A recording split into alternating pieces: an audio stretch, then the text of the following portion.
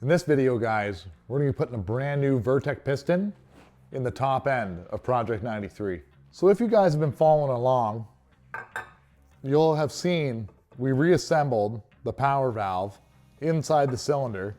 The cylinder's been rehoned, so we'll just give you a quick recap. You can see the brand new cross hatching. This cylinder actually has an iron sleeve in it. It doesn't have the nickel sill, which is good because we can easily hone it and keep putting pistons in.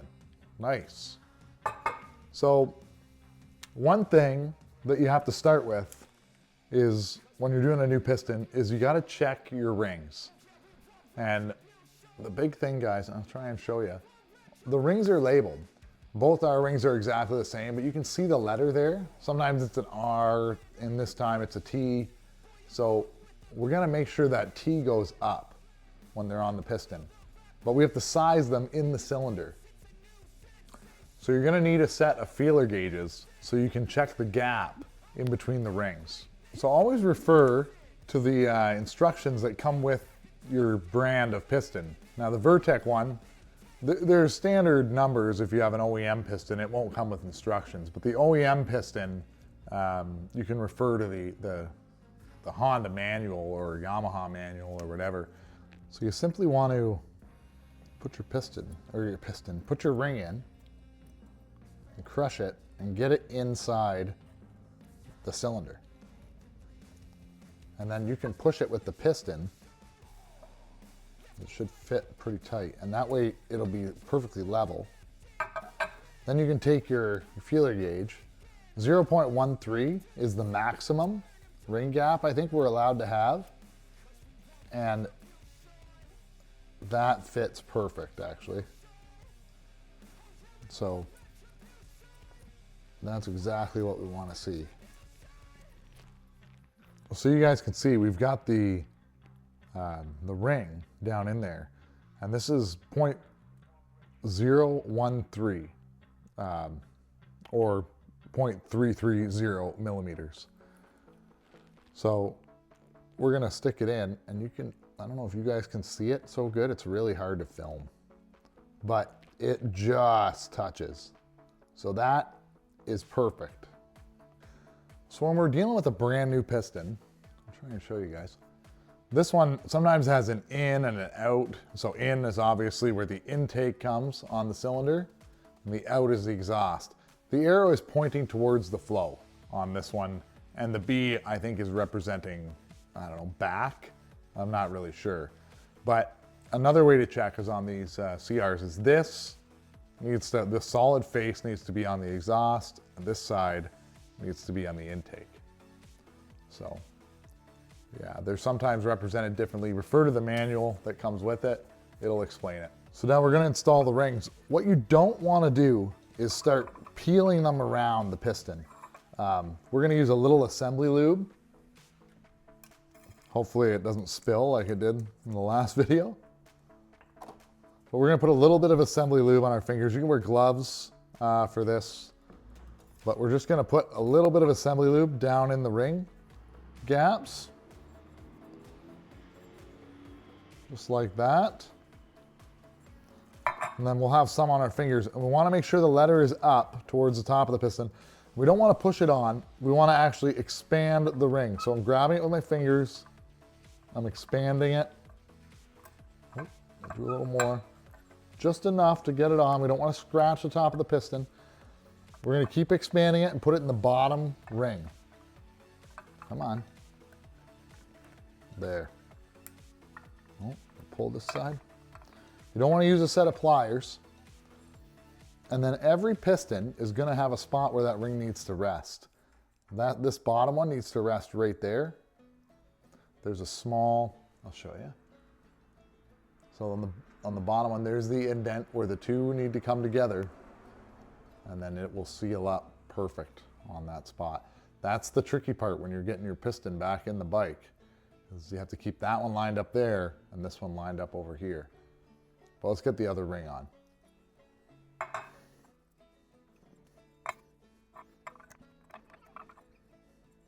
Just like that.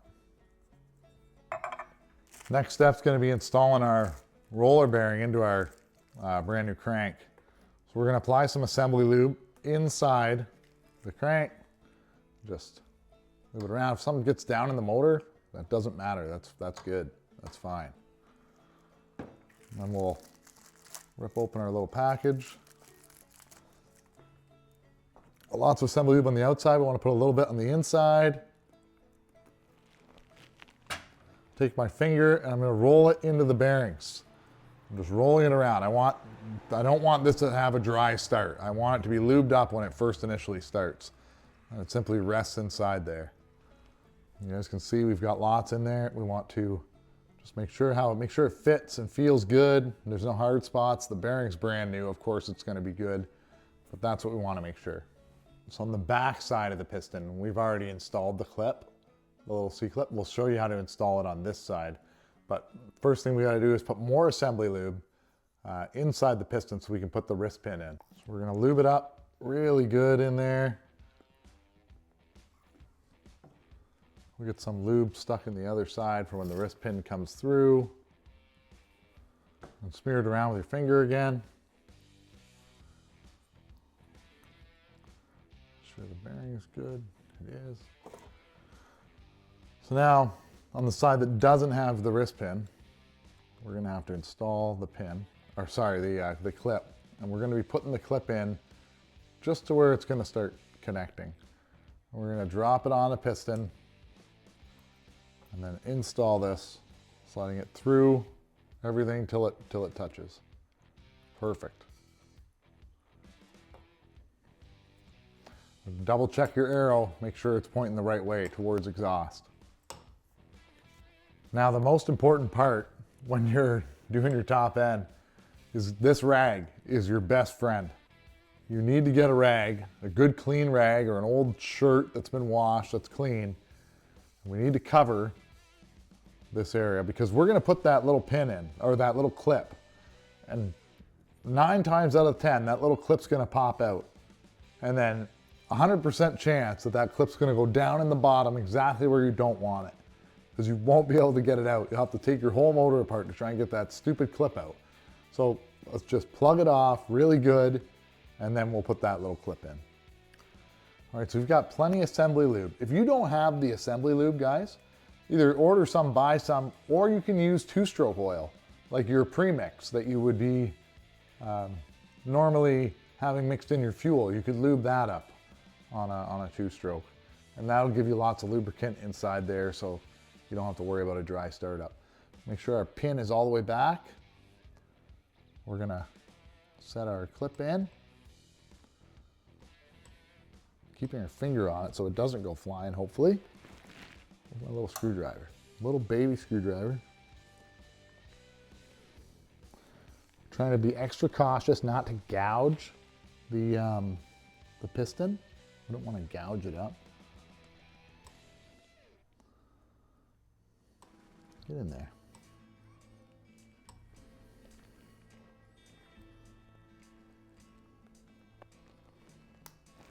It's in there, and then, but there's a clip. I'm going to try and zoom in to show you. There's a groove that this has to ride in. It's not riding in it over here, so we're just pushing it. There, it's in the groove. Now, it can't stay here. We have to move it to either 6 o'clock or 12 o'clock. When I'm talking about a hook, I'm talking about something like this with a little pick on it. The dental stuff I use is a little bit too weak. So these ones work pretty good. They're actually a pretty high quality. And we're just gonna slide it around until it lets us get it up there. Making sure it's in the groove. We got our piston on. Time to get rid of our rag. Make sure your surface is good and clean. Now, back to the good old grease trick. So we got our waterproof grease. What I mean by the grease trick is getting a light coating of grease around the surfaces where the gasket needs to stick so that we can always have that safety of being able to remove it. And it helps stick the gasket down, which is really good. Putting grease, not a whole lot. I got it in pretty thick in some spots. We're gonna wipe all that off, the extra. It's gonna go a long way. We'll just take a clean paper towel. Go ahead, we dropped a little bit of excess inside the cylinder. We don't want that. We don't want it in the bottom end. I don't think it would really hurt anything. I just, I've always done it. I've always cleaned it off, you know? So do what works for you. I'm sure other guys are saying, no, you don't need no grease. And some guys are saying, oh, don't use grease, use silicone. You do what works for you. Hopefully you guys have been following along and seeing the mess of silicone that was inside this motor. And that's why I don't use the gasket maker and the silicone, and because I found more messes than I've ever found good bikes. So we've got our piston up the top dead center, and we've got our gasket. This one's really easy because the gasket is pretty clear how it goes. Just make sure the power valve isn't blocked. These are the inlet holes for coolant. And underneath, some guys panic because they're like, oh, it doesn't have holes cut out for those valleys. Well, those valleys don't actually do anything. They're just voids. So we're gonna put a little more grease around the top, so when the cylinder comes on, it'll all sit nice and pretty. So now is the real fun and tricky part. Lining up the piston rings. We're gonna move some stuff out of the way. We're gonna lube up the outside of the piston. Okay, we're gonna get lots of assembly lube. We don't wanna scratch that perfectly done, honed cylinder that we did. So we're gonna put lots of assembly lube. Assembly lube's cheap compared to pistons. I do not wanna scratch it or ding it or do anything like that. And I don't want it to be dry inside the cylinder when it comes for first startup. That is the big, important deal, right? All right, my hands are slippery. That must mean we're done. It's kind of a two-person job, but when you're a one-man show, this is what you struggle with. So we've got the rings collapsed. They will only go in one way. It's just a trick. If I can get my fingers right. And we're gonna take the cylinder. That's why they make a tool. I've never used it. There, we've got the rings in the piston. Hopefully you guys can see that. Or the rings in the cylinder. And then it's a matter of bringing this straight down. That's why we want it at top dead center. We don't want it off to one side because you'll spin the crank. And then that becomes an issue. So down she goes. Well, hopefully, I'm gonna have to lift it back up. I think my, yeah, it's not in the right spot.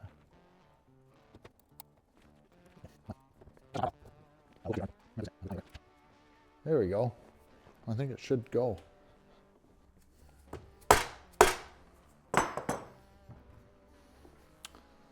We're down on the one side. Why are we not down on the other? The guide pin is just sticking. So the guide pin's catching a little bit. I can see it. We're gonna put the nuts on and start bringing the cylinder down. Sealing up perfect. Those guide pins were just sticking a little bit. So we don't want to go uneven. We want to go pretty even with the cylinder. Like if I'm doing a quarter turn or a half turn on one, I'll go around. See, now this one's loose. We'll snug it up. Do a quarter turn. Quarter turn. About the same on each one until the cylinder's down flush. Then we'll snug them up and then we'll actually torque them. So with the Motion Pro tool on our torque wrench, we actually need to set it at 16 inches with the math in order to hit 20 inches, or foot-pounds of torque. So we put it on, boom, 20. 20. Yeah, we're already there.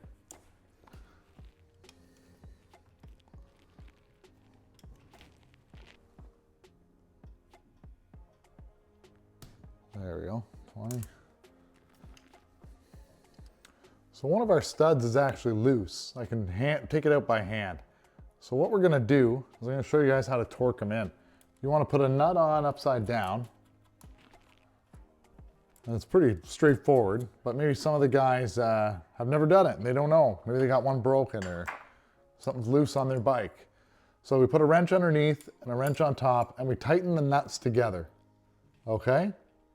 So now those nuts are tight and now I can turn it like I have a wrench on it. And I'm gonna put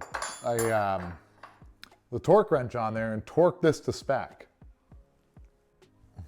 So the actual torque spec on these is 29 foot-pounds for this year. And we've got this set to 20, so once these are tight together, you can put your torque wrench on and go to 20 foot-pounds to torque in your studs. And then we'll break the nuts and put the head on. So when it comes to the head gasket, guys, you see how there's indents? These are indented. One side they're raised. The raised side needs to go up. That's the key. Don't put this on the wrong way. The raised side goes up. So we'll place our gasket, the metal gasket, with the bumps up. That's the important part, guys. And now we've got our cylinder all clean, or sorry, the head for the cylinder all clean. We're gonna go ahead and place it on and get our new nuts on there. We're just gonna snug them all up by hand. Then we're gonna torque them down with the torque wrench to 20 foot-pounds in a cross pattern, like a star pattern. Maybe it's better to explain it. We'll start right here.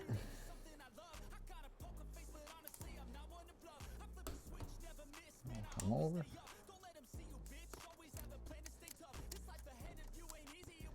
We'll just go around and double check.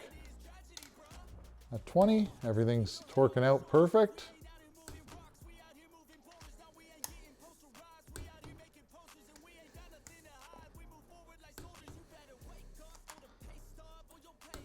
Perfect. We're pretty much done. All that's left now is to put a brand new spark plug in. We'll, that way we know it's a brand new one. We don't forget in case we don't take it back out. But we have a brand new plug in here, all ready to go for when we get this motor back in the bike. And install our reed cage just to help block off the hole.